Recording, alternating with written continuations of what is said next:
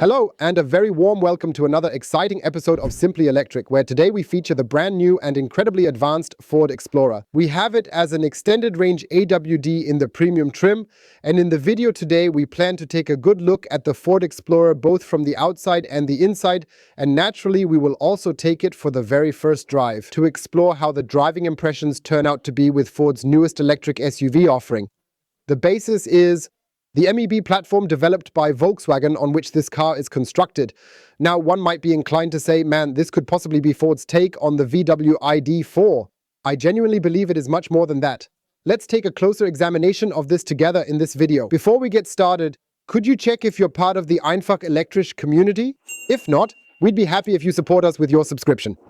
And then you definitely won't miss any of the latest videos about the exciting world of electromobility in the future. I would suggest that we don't waste any time here. And let's kick things off with the completely new Ford Explorer. And as always, we start from the outside, start from the front, and take a look at the front section of the Ford Explorer. When we reminisce about the Explorer from the previous years, we imagine a truly massive SUV. It's now significantly smaller as an electric version. However, that doesn't necessarily have to be a downside at all. Yes, distinctive look, nicely bulky, nicely angular, and especially here with the daytime running lights on. A sleek silhouette which comes standard with LED headlights and with optional matrix LED headlights available as shown here. Closed front section, which is how we generally recognize electric cars at first glance. And under the license plate there are the air vents that manage thermal operations and things like that in an efficient way. In my opinion, not so nicely designed radar sensor. Yeah, that looks kind of weird. Perhaps they could have more elegantly integrated that into the bodywork for a better visual appeal. Yes, we have it in lucid red metallic, which is a really nice metallic red. Almost has a bit of a Bordeaux note. I really like it, especially here with our dreary weather. It's a bit rainy and gloomy here near the city of Frankfurt today, and that truly brings out the beautiful shape in that stunning lucid red metallic. Yes, we have 20-inch aero wheels as part of the premium package. And they seem to look a little bit plain and understated right now. Yes, simple.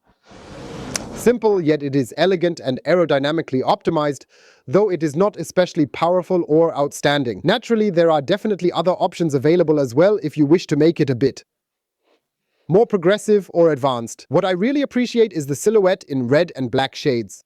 This means we essentially have hardly any chrome or silver tones featured here on board. Some on the rim, some on the front and rear diffuser. And particularly here, the C-pillar is done exceptionally well with how the window is integrated here, what's slightly illuminated and also dimmed. Therefore, in my opinion, Ford has truly put in considerable effort with the design of the Explorer. Yes, what truly belongs to an Explorer, just like with many other cars, is of course a nice, thick and impressively fat shark fin. We would have gladly skipped that, since the technology can now also be integrated into the body, mirrors and windows. But it is just a functional scope so that we can also work well with the navigation system, and the car phone can be operated. Back here, the roofline nicely continues over the rear spoiler.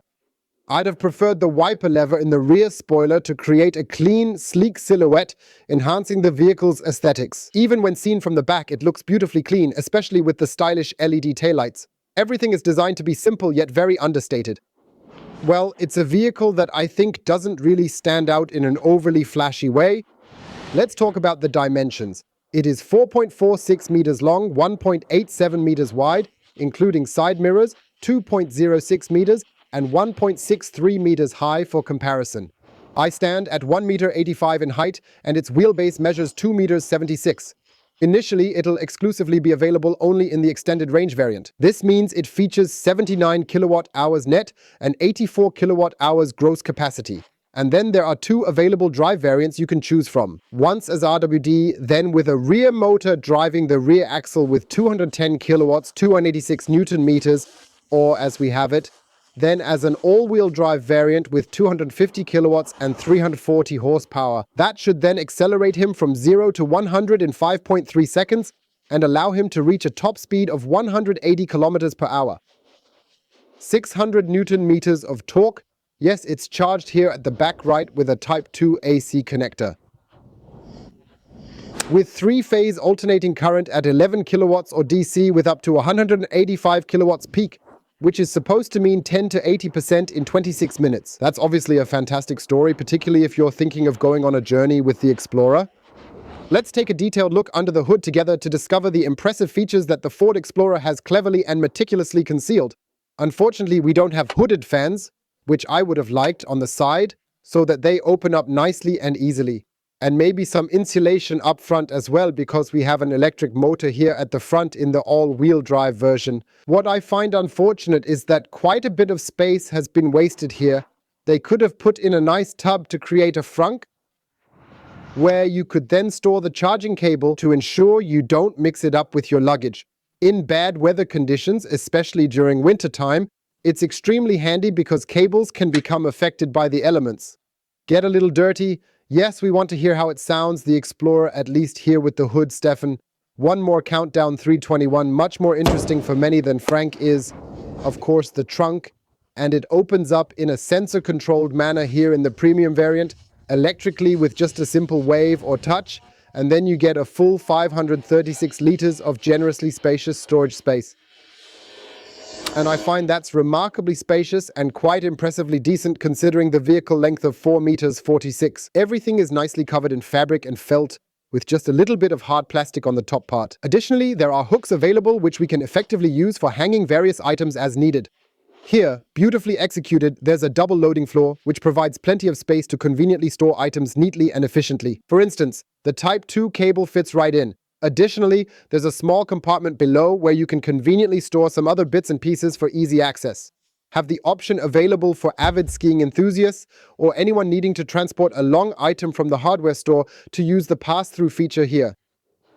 You have the option to increase the available storage space from 536 liters by folding down 60% of the passenger side and also by folding 40% of the driver's side.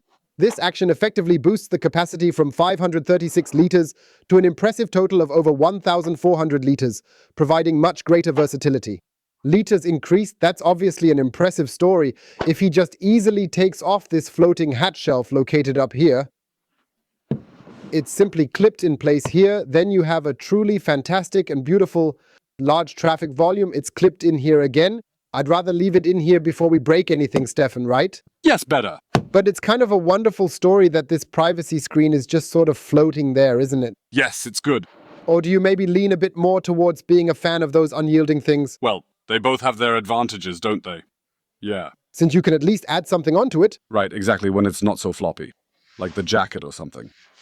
Here you can see once again very nicely with our carry-on luggage and our equipment, illustrating effectively how the 536 liters of space can be fully utilized. Well, if 536 liters aren't enough for you, you can close the hatch electrically, since it opens electrically, right? With a delightful chime sound, it possesses the ability to manage a roof load of 75 kilograms, or the optional towing hitch available on the RWD version, which can handle up to a massive 1 ton of braked trailer load, or like here with AWD, meaning the all-wheel drive version, even up to 1.2 tons. That's okay, but not the best result. No? There are better options, yet it's better than nothing. Yes, and 1.2 tons, it's possible to transport a thing or two, even when utilizing a trailer. The support load is 75 kilograms, which allows you to comfortably accommodate 2 e-bikes, along with a driver's day carrier on it. Outside, we've shown you everything. Let's go inside, we'll do the window check. In this vehicle, we have single glazing installed. Many vehicles offer an option to upgrade to double glazing. 2 discs connected with a film. We will measure the interior noises with you to see if that can be an advantage or disadvantage. Up here we have a nice softly foamed type of plastic. Yes, it's also featured here in grey in a sort of a black-grey tone. It's just a bit simple, right? Yes, it definitely is. If we consider that the Ford Explorer currently starts at a good 47,000 euros in the extended range RWD variant, the AWD then at 52,000, and we have the premium full package here with 59,000 euros gross list price, then that's quite a hefty price, right? You really have to stretch them properly, right? They truly could have added a bit more padding, possibly some extra cushioning for added comfort. That's quite hard overall, truthfully. I have to say below here it's also constructed from a hard plastic material. There's also kind of a carpet missing here, or maybe a rubber mat so nothing rustles here. And nothing rattles. Yeah, bleezing probably starts at 349 euros, I read on the Ford homepage. It's appealing once again. Indeed, that seems quite appealing. I'd say, let's take a look at how attractive it looks from the inside. Let's take a glance at the dashboard, and I must say it's quite a nice design, isn't it? Chic, eh? Chronologically, we have a nice large head-up display projected through the windshield. I really like that. We have a nice infotainment display here, which is somehow more successful than in the ID series. I totally agree. Take a look, here's the excerpt from the ID series. So Ford shares a little bit of its technology with Volkswagen in this aspect as well, but it nicely blended in here. Yes, also nice is the multifunction steering wheel, flat on the top and bottom. Once again here, with features like touch buttons and swipe functions, I personally would have much preferred having tactile buttons for a better experience. No buttons at all. To the left, we have the turn signal lever, and on the right-hand side, we have the gear selector. Yeah, so it's kind of a combination between Ford and Volkswagen. Although right now, I'm not quite sure which one I actually prefer. Yeah, up here is a nice fabric cover. By the way, we have a Bang & Olufsen sound system here. This is also optional in the premium version. Up here, we have a plastic that's slightly soft, yet pretty hard. We have a carbon look structure over here, and then again, there's also hard plastic with manually adjustable air vents placed thoughtfully for ease of use. We might need to acclimate ourselves a bit more to these plastics as well. Well, everybody wants to recycle even more and remain busy. What I really find appealing is the display, which is somewhat uniquely oriented vertically. We are already somewhat familiar with that particular kind of shape from the Ford Mach-E. It was basically the very first example electric version from Ford, and here they came up with a really smart idea which lets you slide this display both forward and backward, enabling you to reveal and access a secret compartment here, Steffi. And the USB-C ports. Absolutely, they were actually hidden inside, and initially we didn't even manage to find them. You can vary it a bit like this, otherwise it's really quite fluffy here and adds to its overall appeal. It's impressive how well these variations are integrated. That means when we're scrolling in and out like this, there's definitely a pretty decent processor backing it up, wouldn't you agree? It sure does. So that's really quite an impressive technique. And in this setup, by utilizing the home button, we consistently have such an easy way to access and manage our main screen. We can easily switch to the tile view, where all individual functions are neatly organized in such a way that allows for easy and convenient access without any hassle at all. You can then choose to swipe to an additional layer, which is beautifully set up and well organized. Yes, it's quite simple. I really like it. Exactly, we have on board the seat heating, which is adjustable in 3 levels. What we don't have is any kind of seat ventilation. I don't know if there's an option for that again. We have another layer here with a swipe function. That also doesn't seem to be illuminated, where we're able to adjust the audio volume as needed. Furthermore, it's also the location where we can access the parking assistant whenever required. We'll talk more about that later, when we actually take the car for a drive. And then here we have 2 additional compartments where only one charges inductively, I believe. Yes. Yes, indeed. That is certainly correct. But nothing seems to be loading here.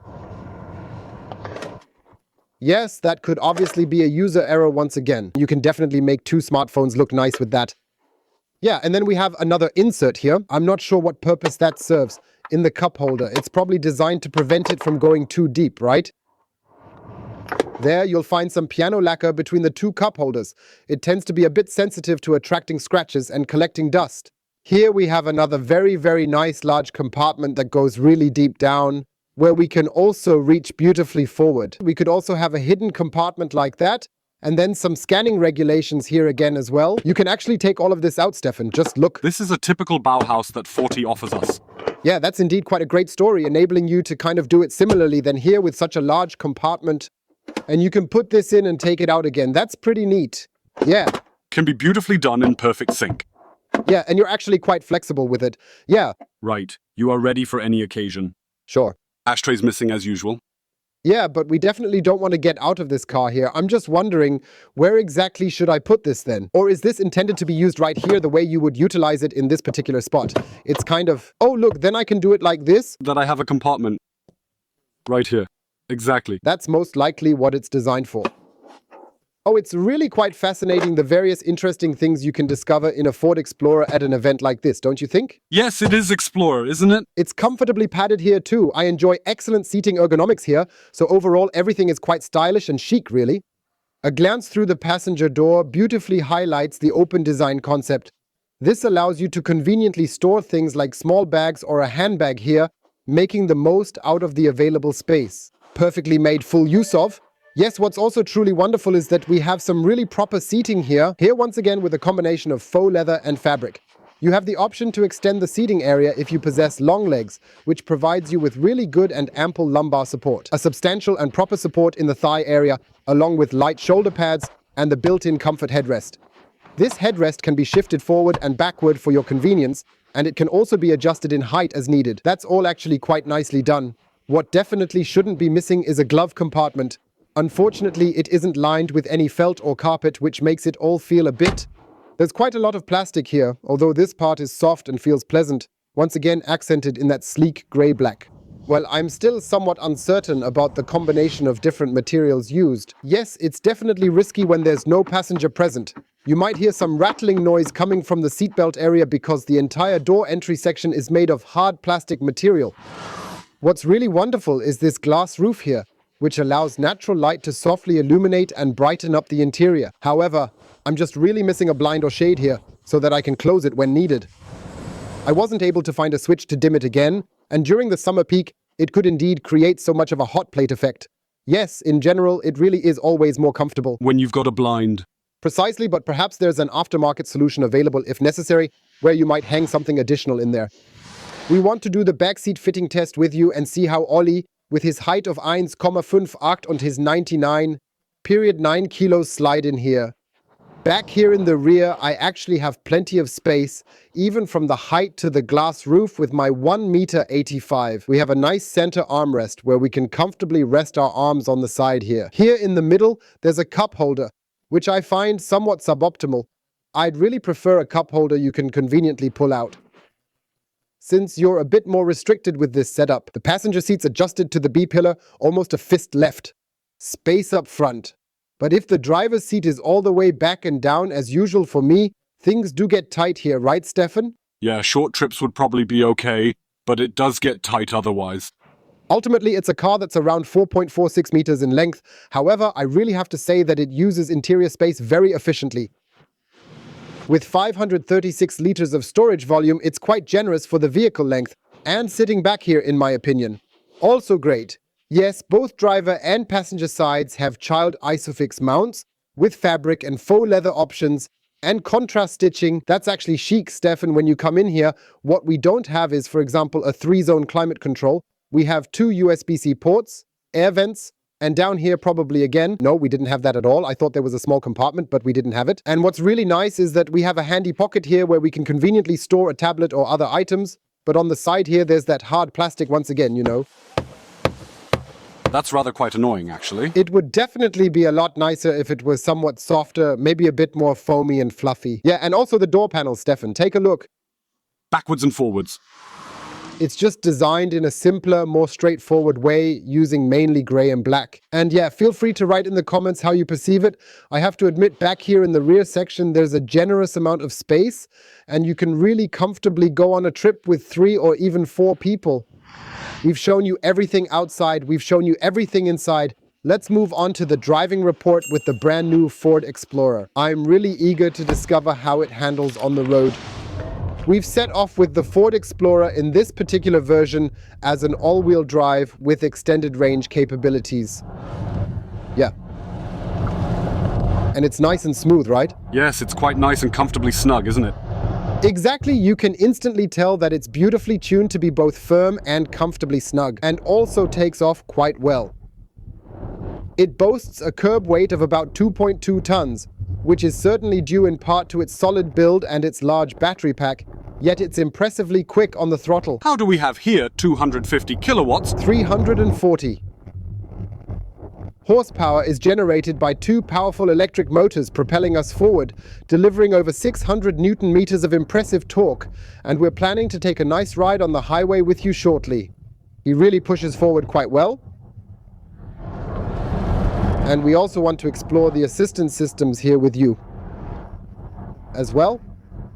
We've configured the travel assist system in the Ford Explorer to maintain a speed of 120 kilometers per hour for our driving experience today. This essentially means that we have the comprehensive support system equipped on board here, similar to the one we're familiar with from vehicles in the Volkswagen group. That basically means we have the lane keeping assistant here. We also have the steering assistant, and there's the adaptive cruise control system. which includes the lane change assistant as well.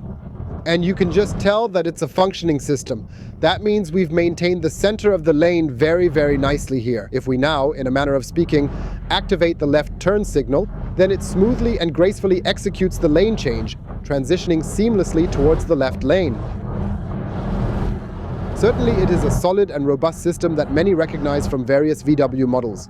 It is praised for its excellent predictive functionality, intelligently adapting to a wide and varied range of driving scenarios. That means, considering the surroundings, he is now changing lanes completely on his own and doing so quite swiftly.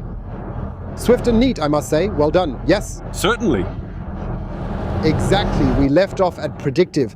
That means it recognizes in advance, through the traffic signs and data from the navigation system, speed limits and adjusts the speed accordingly in advance. That means if it indicates 80 there, then we are indeed driving at 80 right by the traffic sign. And when we can drive faster again, it simply accelerates. And that's just an excellent form of semi-autonomous driving support, where it really makes those extensive long-distance drives significantly easier for us in many ways. And where you also gain a bit more assurance and peace of mind in avoiding those pesky speeding tickets. Indeed, yeah. We really enjoy using it in our Mercedes, particularly on those longer journeys, those semi-autonomous driving features. Then we will be able to cruise smoothly. Right, exactly. And we arrive at our destination feeling much more relaxed. It's always that range. Some people really like it. Some prefer automation, others like driving themselves. And you've changed, haven't you? Yes, there are specific routes that I am familiar with where I actually prefer to manage the driving manually instead. But, especially on long distances and streets, yeah, it really does make sense to drive semi-autonomously. But when it's open here, we can go all out, right? About 130, 40. 150, 160, yes, 100. It easily reaches 170 kilometers per hour and smoothly climbs to 180. At this speed, we feel how the two electric motors and their power deliver significant acceleration and performance. But it's limited to 180 kilometers per hour. Naturally, some of you skeptics and critics out there might start to wonder and ask, why is that the case? Why be limited in electromobility? I think it's a bit of a shame too. Because if we're honest, a 340 horsepower car, it should easily reach 200, don't you think? Sure, she can. And when we basically can't drive 200 because we're somehow electronically regulated, that's really a shame, right? Yes, it is. So I would perhaps wish for a little more foresight in the field of electromobility, because our goal is to transition as many people as possible from combustion engines to electric cars. I think we'll only attract them if we don't impose restrictions and set limits on them, right? Right, yeah. Let's go ahead and measure the interior noise at 50 kilometers per hour.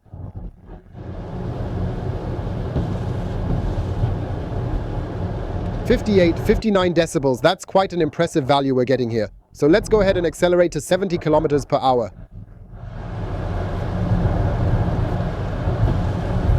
63, 64 decibels. Number for comparison, a VW ID3 was significantly higher. So even without double glazing, the car is well insulated. As we drive 100 kilometers per hour with you,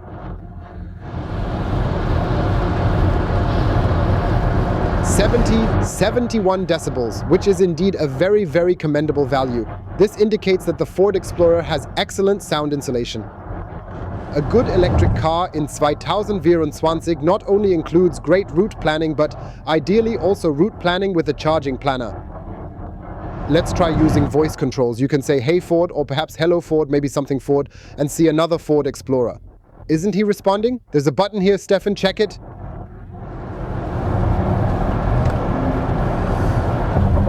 We're able to initiate the voice control here. Please drive us to Munich to the Viktualienmarkt. I'm over here now. Please drive us to Munich to the Viktualienmarkt. Here is a detailed overview of the knowledge areas in which you can skillfully employ language. It's vital to understand these specific aspects clearly and thoroughly. Yeah, that's sort of like the manner in which language was used in the past. Yes, exactly. We have it all word for word. Correct.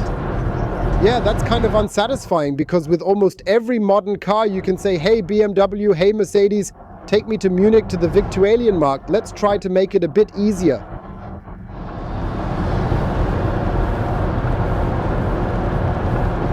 Drive us to Munich.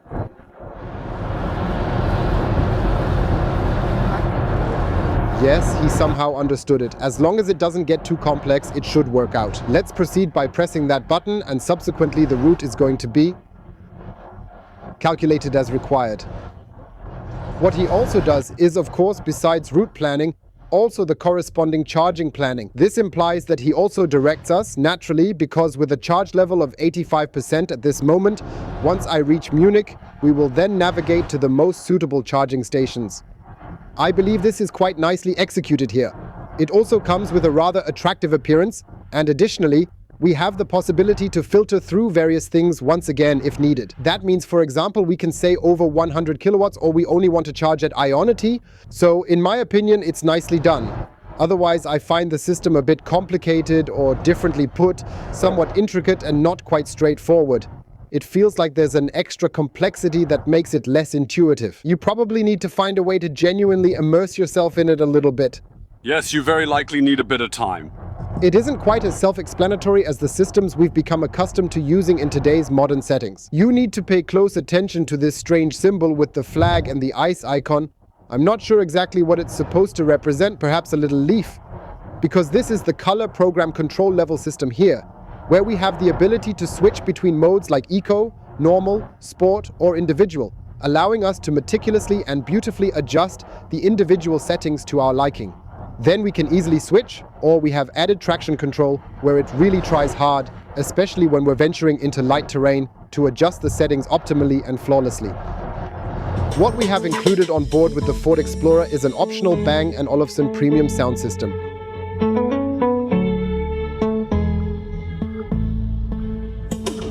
It produces a really nice sound with a deep, rich bass. Sounds quite good, don't you think? Yes, very nice.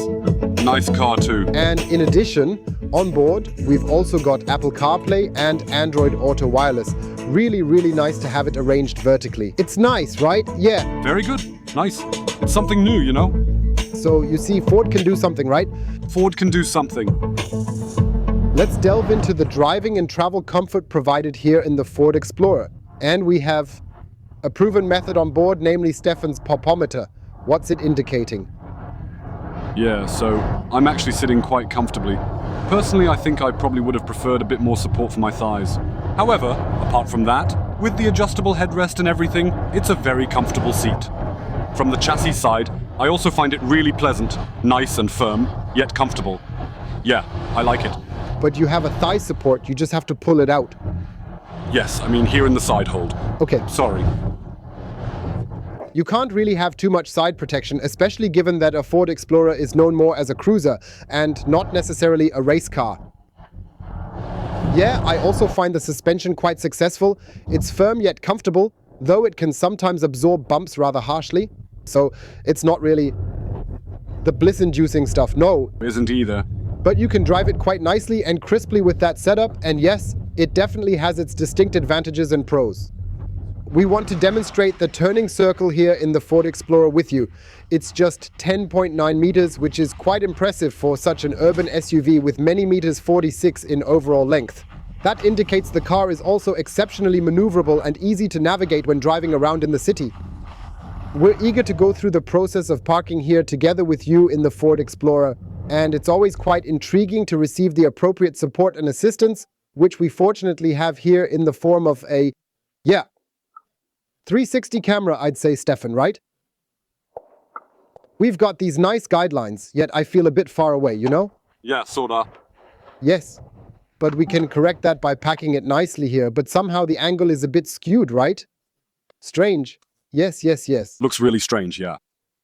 That's probably a matter of getting used to it again, once you've driven it a bit. Exactly, so here we also have the chance to get a full 180-degree view. To check out, very useful when you're backing out of your driveway to ensure no pedestrians or kids are around. We have such support in place when towing a trailer, helping us understand precisely where we need to steer.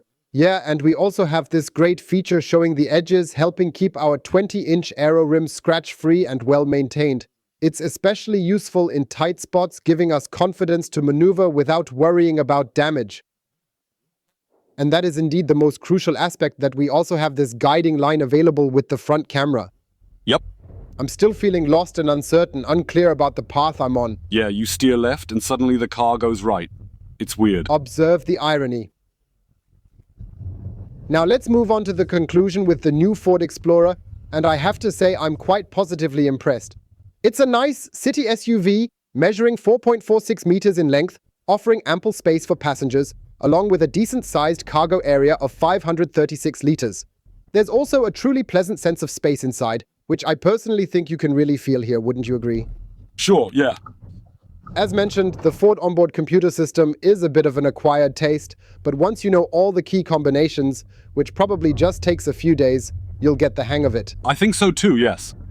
And with the large vertical display, you have the ability to display pretty much everything here, allowing you to conveniently view not only Apple CarPlay but also Android Auto as well. Yeah, what's great is the route and charging plan, including the filter function. The MEB platform now features advanced battery preconditioning to ensure the battery is always ready and capable of delivering maximum charging power whenever needed. This means the battery can be either heated in the cold winter months or cooled during the warm summer, enabling you to efficiently charge from 10 to 80% in 26 minutes, ensuring optimal performance across different conditions. Yeah, RWD 210 kilowatt, 286 horsepower should actually be enough in terms of power. Yeah.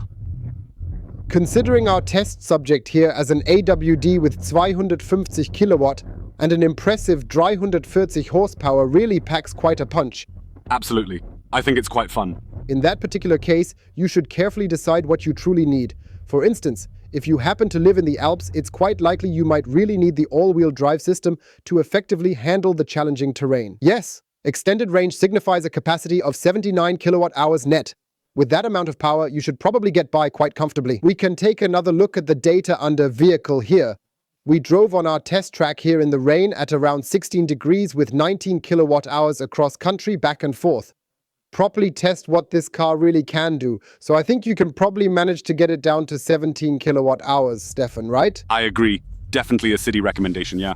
And then, naturally, we also have a truly excellent combination of an efficient vehicle paired with highly impressive range capabilities. Yes, the cost is indeed rather ambitious, of course. Starting at 47,000 euros, our test model is AWD with full features, premium, then even 59,000 euros. That's quite a gulp from the wallet, right? Huge EE. That's why it's even more advantageous that there are also attractive leasing conditions available. At Ford, the Explorer's leasing offers start at 349 euros. Therefore, I believe that there should definitely be a suitable offer available for you as well. Feel free to visit your nearest Ford dealer, test out the car, take it for a spin, and see how it feels to you. And with that, we have reached the end of our video for today. I hope you enjoyed watching it. Give it a thumbs up. Check if you're part of the einfach elektrisch community. If not, we'd be thrilled if you support us by subscribing. And then you won't miss the next video, where we'll see each other again soon. Thank you for watching, stay healthy, and see you soon, your Ollie. You, Stefan, I really think everything turned out great. Yes, it's all checked. We discovered quite a bit here with the Explorer. What? That the rear wiper, unfortunately, isn't discreetly hidden away. Yes, it would of course be great if they had built that in up here, but you would have had such a nice clean silhouette here. Yeah, that would have been pretty cool.